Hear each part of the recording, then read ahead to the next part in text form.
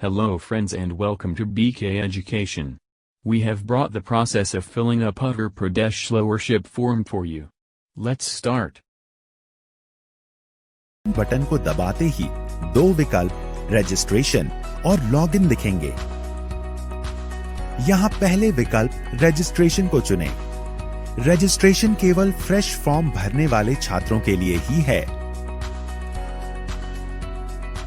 जो रिन्यूअल के छात्र हैं, उन्हें केवल गत वर्ष के अंक तथा प्रवेश की तिथि एवं विश्वविद्यालय द्वारा दिया गया एनरोलमेंट नंबर, गत वर्ष प्राप्त अनुरक्षण भत्ता व फीस एवं वर्तमान वर्ष में जमा की गई फीस का विवरण ही भरना है।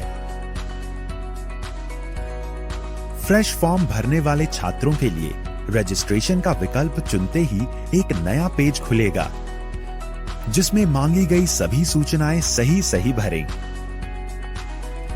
यहां इस बात का भी ध्यान रखें कि आपके हाई स्कूल प्रमाण पत्र में दी गई सूचनाओं के साथ ही आपके आधार कार्ड से भी आपका नाम और आपकी जन्म तिथि का मिलान आवेदन पूर्ण करने के लिए आवश्यक है। आपके आधार कार्ड से नाम और जन्म तिथि के सत्यापन के बाद इसी आधार नंबर से लिंक मोबाइल नंबर पर आए OTP से भी इसे सत्यापित होना जरूरी है। यदि आपके आधार कार्ड में दी गई सूचना में कोई अंतर हो तो इसे संशोधित कराकर ही आवेदन करें। सभी मांगी गई सूचनाएं फॉर्म में भरने के बाद जो पासवर्ड आप बनाएंगे उसे जरूर कहीं लिख लें। फॉर्म भरने के बाद सबमिट का बटन दबाएं। अब आपको लॉगिन करना होगा, परंतु उससे पहले कुछ जरूरी प्रपत्र या डॉक्यूमेंट अपने पास निकाल कर अवश्य रख लें, जो आपको इस फॉर्म भरने की पूरी प्रक्रिया में काम आएंगे।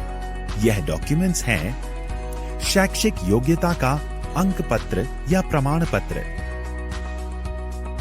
जाति प्रमाण पत्र,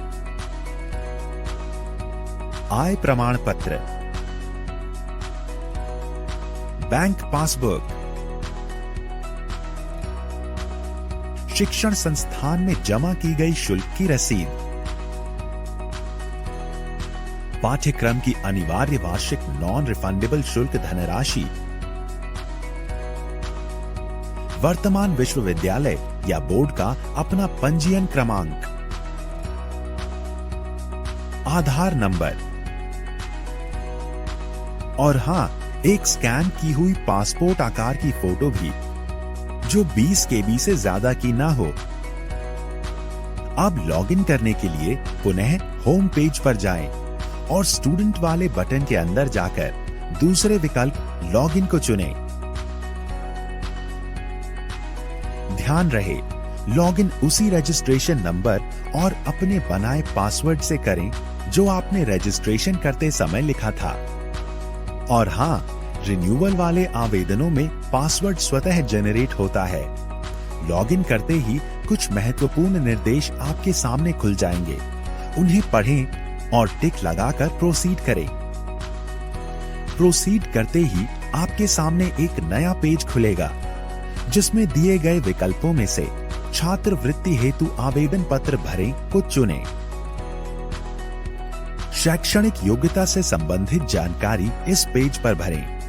यह समस्त जानकारी आपको अपनी हाई स्कूल तथा इंटरमीडिएट की मार्कशीट या अंक तालिका में मिल जाएगी।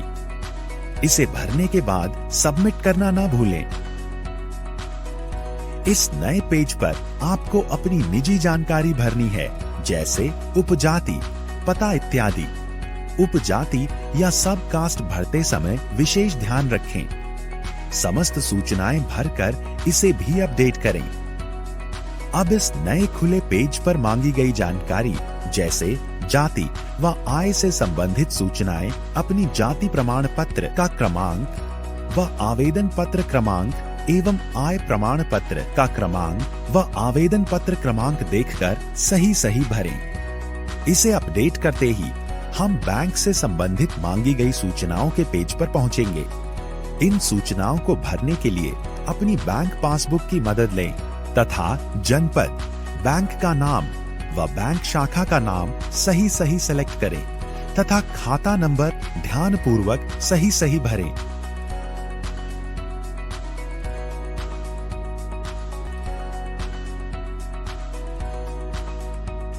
यहाँ जनपद वही चुनें जिस जनपद में आपका बैंक खाता हो और इस बात का विशेष ध्यान रखें कि किसी भी स्थिति में यह बैंक खाता बंद न हो, क्योंकि इसी खाते में आपकी छात्रवृत्ति की धनराशि हस्तांतरित होगी। अब इस पेज को पूरा भरने के बाद अपडेट करें। अब हम शुल्क संबंधित विवरण भरने वाले पेज पर हैं। इसमें मांगी गई सूचनाएं अपने प्रपत्रों को देखकर ही भरें व अपडेट करें। हम अपने गत वर्ष का विवरण भरने एक नए पेज पर आ गए हैं। यह सूचनाएं भी अपनी मार्कशीट या अंक तालिका देखकर भरें और पुनः अपडेट करें। तो लीजिए, आपने एक चरण पूरा कर लिया है। अब फिर से होम पेज पर जाकर फोटो अपलोड के विकल्प को चुनकर अपनी 20 KB वाली फोटो अपलोड करें। आपने यह चरण भी पूरा कर लिया है।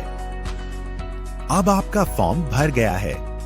जांच के उपरांत ही अपना आवेदन पत्र या फॉर्म सबमिट करें। यहाँ मेरा आपसे अनुरोध है कि आप सभी छात्र अपना फॉर्म स्वयं ही भरें।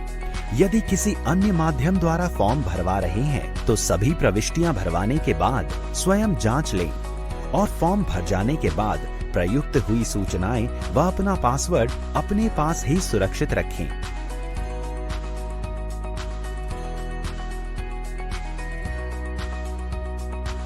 अपना भरा हुआ फॉर्म दिखाए गए प्रिंट विकल्प से प्रिंट करें।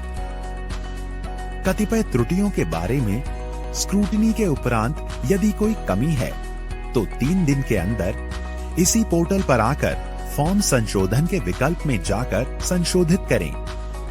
अब अपनी संस्था के लिए फॉर्म का एक फाइनल प्रिंट निकालें।